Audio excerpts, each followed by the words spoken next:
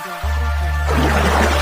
Inspiratif hidup. Jangan jadikan kegagalan kemarin sebagai penghambat hari ini. Semangat untuk membuat hari esok lebih baik melalui hari ini.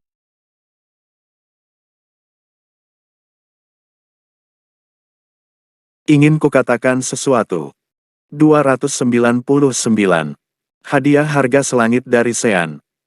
Ya Tuhan, anting berlian yang sangat indah. Jasmine benar-benar tercengang. Dia adalah seorang pramugari dan sering berkeliling dunia.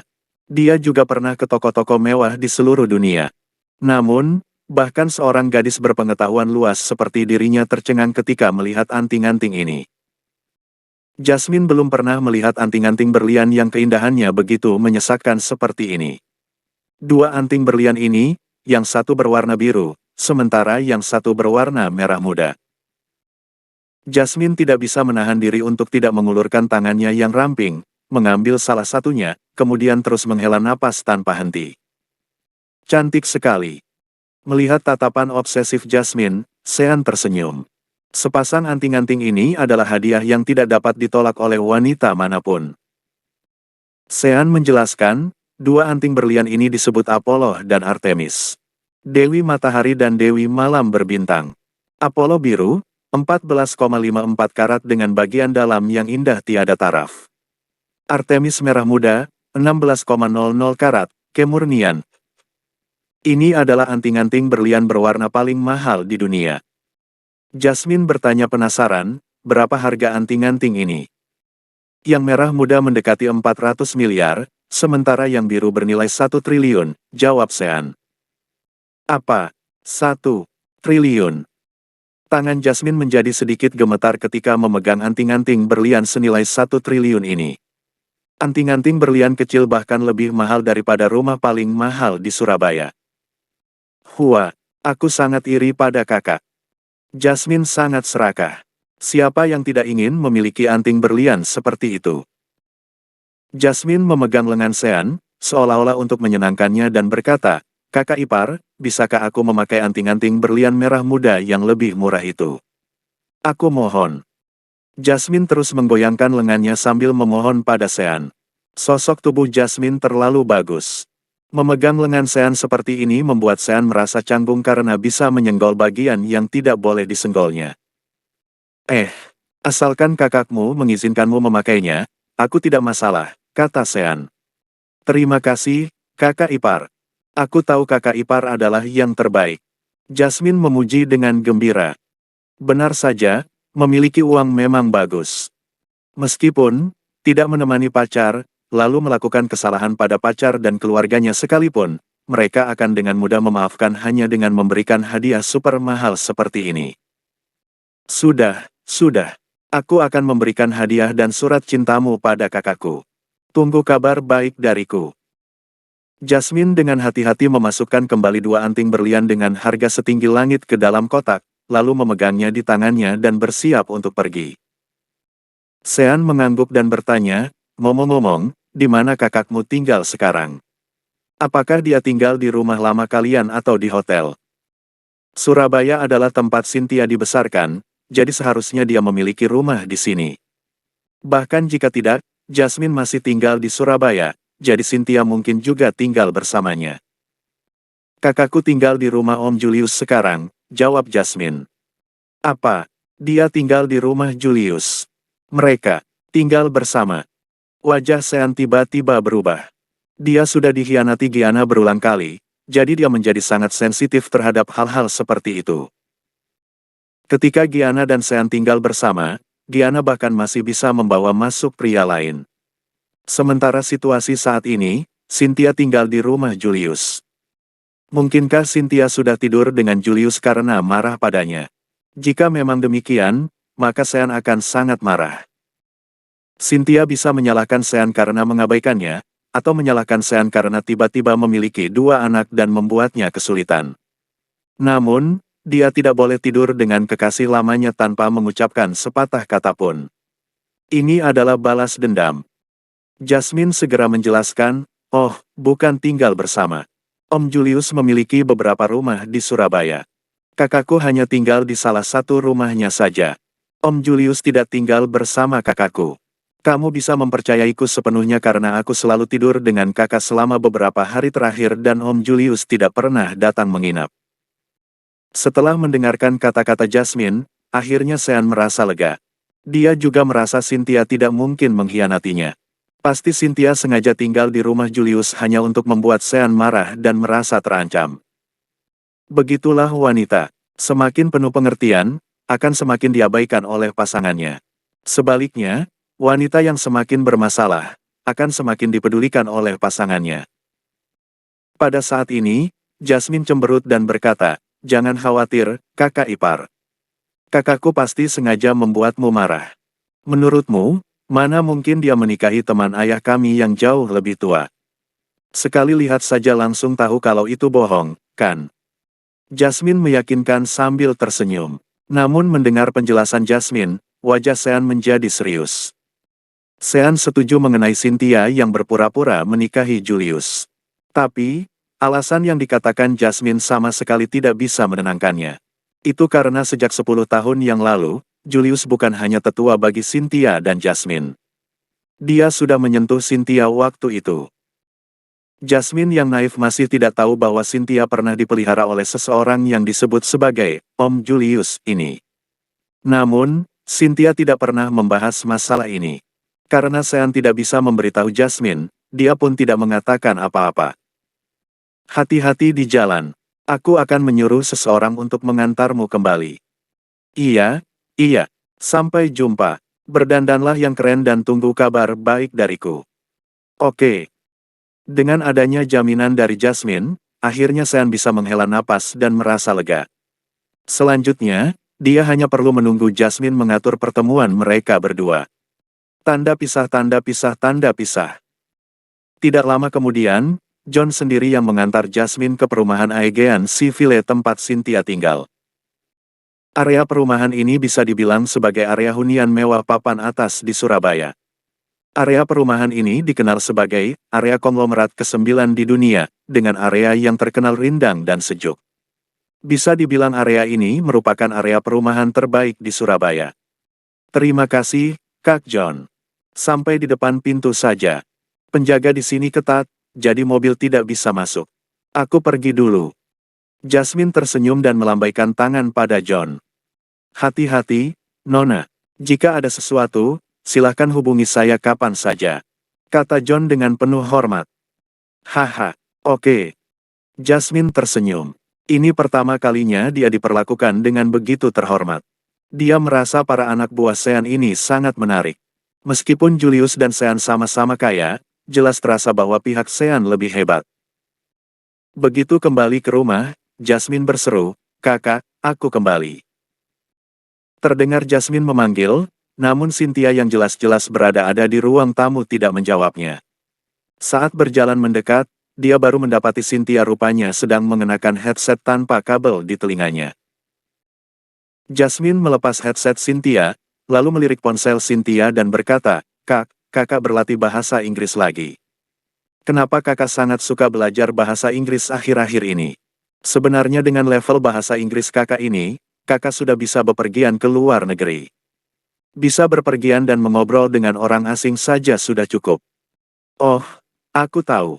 Apa kakak ingin pindah ke Inggris bersama Sean di masa depan? Itu sebabnya kakak ingin membiasakan diri dengan lingkungan di sana terlebih dahulu," tebak Jasmine. Cynthia berkata dengan wajah tidak senang, "Omong kosong apa yang kamu bicarakan? Aku akan menikahi Julius.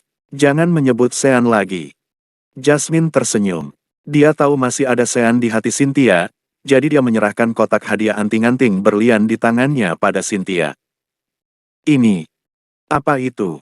tanya Cynthia. "Bukankah kakak akan tahu jika membuka dan melihatnya?" kata Jasmine misterius. Setelah Cynthia mengambilnya, dia membukanya dan menutup mulutnya dengan terkejut. "Anting-anting berlian favoritku. Apollo dan Artemis.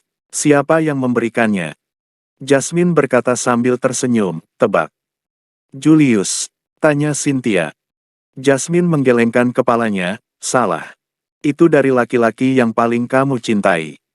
Wajah Cynthia tiba-tiba berubah. "Sean, kamu sudah bertemu dengan Sean?" Bersambung.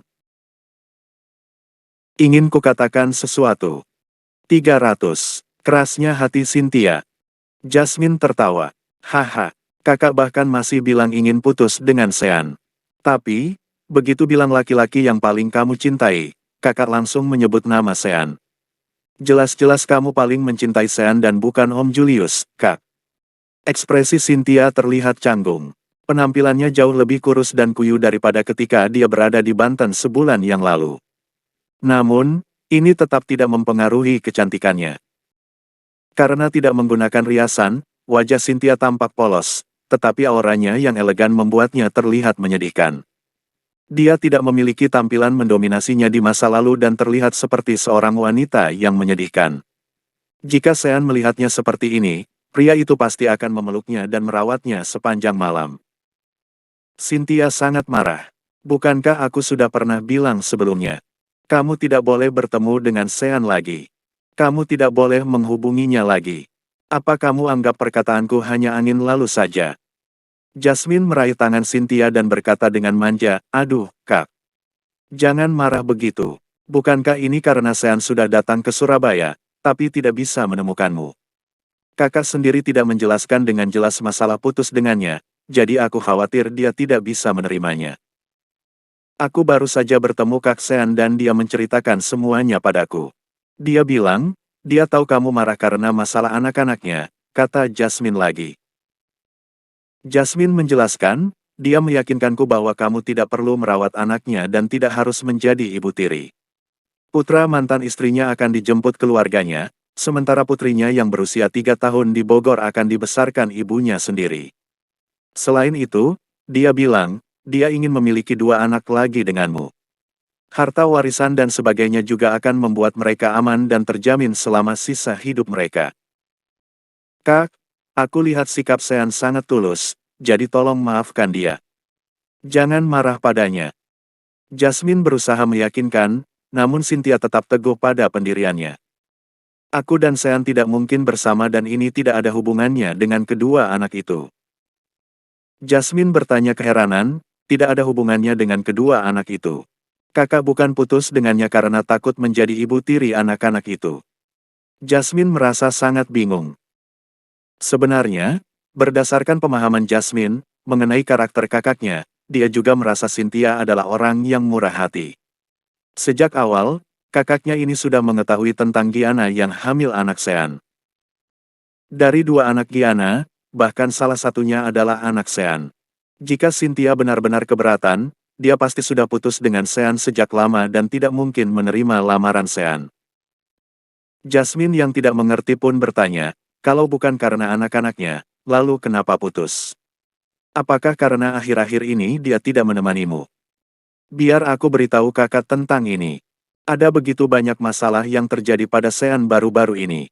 Anak yang dilahirkan Giana bukan anaknya, lalu tiba-tiba ada anak perempuan lain lagi yang muncul. Siapapun pasti tidak akan memiliki suasana hati yang baik, kan? Lalu, sebagai tunangan Kak Sean, seharusnya kakak memperhatikannya dan semakin harus tetap di sisinya untuk menghiburnya, kata Jasmine. Cynthia duduk di sofa dan menyilangkan kakinya yang ramping.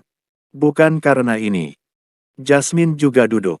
Kaki panjang kedua bersaudara ini membuat orang merasa seperti sedang berada di pameran mobil contoh. Lalu, sebenarnya kenapa? Tanya Jasmine. Cynthia tidak memberitahu Jasmine jawabannya, tetapi hanya berkata, jangan ikut campur dalam urusanku dan Sean. Ingat saja, kalau hubungan antara kakak dan Sean sudah berakhir dan kami tidak akan pernah bisa bersama selamanya. Kamu juga tidak boleh bertemu dengannya lagi. Suruh orang untuk mengambil sepasang anting-anting berlian dan surat ini, tambah Cynthia. Cynthia bahkan tidak membaca atau membuka surat permintaan maaf Sean padanya. Dapat dilihat bahwa Cynthia benar-benar bersungguh-sungguh dengan keputusannya. Jasmine berkata, kakak kandungku sayang.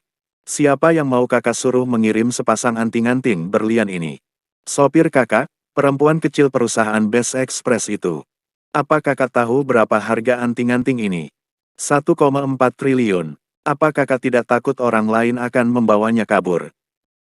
Cynthia tidak bisa tidak melirik sepasang anting-anting berlian berwarna yang tiada tanding itu lagi. Dia tahu bahwa anting-anting itu sangat berharga. Cynthia berkata, "Oke, kamu bisa mengembalikannya pada Sean secara langsung dan katakan padanya, suruh dia meninggalkan Surabaya dan jangan datang menemuiku lagi. Selain itu, aku akan menjual rumah kami di Banten. Aku sudah mengemasi barang-barangku. Suruh dia kembali ke Banten untuk mengambil barang-barangnya di rumah itu." Jasmine bahkan tidak tahan untuk mendengar hal ini bagi Sean. "Kak, apa keputusan kakak benar-benar sudah bulat?" Cynthia menegaskan, "Cepat pergi dan cepat kembali. Ini terakhir kalinya kamu bertemu dengan Sean. Kedepannya kamu tidak boleh bertemu dengannya lagi." Setelah selesai berbicara, Cynthia naik ke atas. Hah? Jasmine hanya bisa menghela napas. Dia mengemasi anting-anting berlian dan memasukkannya ke dalam tas, lalu berjalan keluar dari rumah. Setelah keluar, Jasmine takut seseorang akan merampoknya di jalanan, jadi dia menghubungi John yang tadi mengantarnya dan memintanya untuk datang menjemputnya. Tidak lama kemudian, John datang kembali dengan mengendarai BMW 7 Series. "Nona Jasmine, kenapa kembali secepat ini? Apa ada yang ketinggalan?" tanya John. Jasmine berkata sambil memegang dagunya, "Aku ingin mengembalikan hadiah yang diberikan Sean pada kakakku. Entah ada apa dengan kakakku, tapi dia bersikeras untuk putus dengan Sean." Hah? Oh, ya, John. Jujurlah padaku, apakah akhir-akhir ini saat di luaran sana Sean bermain-main dengan wanita lain? Tanya Jasmine. John meyakinkan Jasmine sambil mengemudi, Tuan Muda Sean sibuk mengurus masalahnya setiap hari dan tidak dalam suasana hati untuk melakukan hal-hal tidak karuan seperti itu. Selain itu, Tuan Muda Sean tidak suka melakukan hal seperti itu. Dia bos besar dengan harta ratusan triliun. Saya bahkan tidak mampu menghentikan semua wanita yang ingin menggodanya setiap hari. Jasmine berpikir sejenak dan merasa seharusnya Sean adalah pria yang memiliki karakter yang baik. Lalu, jika bukan karena alasan ini, kenapa kakak bersikeras putus dengan Sean? Sepanjang perjalanan kembali ke kamar hotel Sean, Jasmine pun sudah tidak ingin memikirkan masalah ini. Sean membukakan pintu untuk Jasmine lagi. "Jasmine, kenapa kamu kembali begitu cepat? Apa Cynthia juga datang?" Ketika melihatnya, Sean bahkan mengira Jasmine juga membawa Cynthia. Namun, Jasmine berkata, "Jangan berharap. Hanya aku saja." Tidak hanya itu, Jasmine mengembalikan sepasang anting berlian pada Sean. "Kakak bilang dia tidak ingin hadiah ini. Dia juga tidak membaca surat ini. Selain itu, dia bilang dia ingin menjual rumah kalian di Banten dan menyuruhmu mengemasi barang-barangmu di rumah dan membawanya pergi." Apa? Ketika Sean mendengar kata-kata seperti itu, dia tertegun di tempat. Ini benar-benar tanda-tanda putus yang tidak akan pernah kembali bersama lagi. Cynthia yang membeli rumah tempat mereka berdua tinggal di Banten, jadi tentu saja dia berhak untuk melakukannya. Tapi, kenapa? Jasmine berkata, "Aku tidak tahu kenapa. Aku sudah memberitahukan padanya mengenai semua jaminan yang kamu beritahukan padaku, tapi dia masih tidak memaafkanmu. Aku rasa pasti dia marah padamu bukan karena masalah anak atau karena kamu tidak menemaninya akhir-akhir ini. Apakah kamu sudah membuatnya kesal karena hal lainnya?" tanya Jasmine. Sean benar-benar kebingungan. "Masalah lain? Di bagian mana aku memprovokasi Cynthia? Kamu pikir baik-baik sendiri saja. Kakakku tidak membiarkanku berada bersamamu terlalu lama. Kedepannya, aku juga tidak bisa bertemu denganmu sembarangan," tukas Jasmine. Saat Jasmine hendak berbalik dan pergi, Sean meraih lengannya. "Bersambung.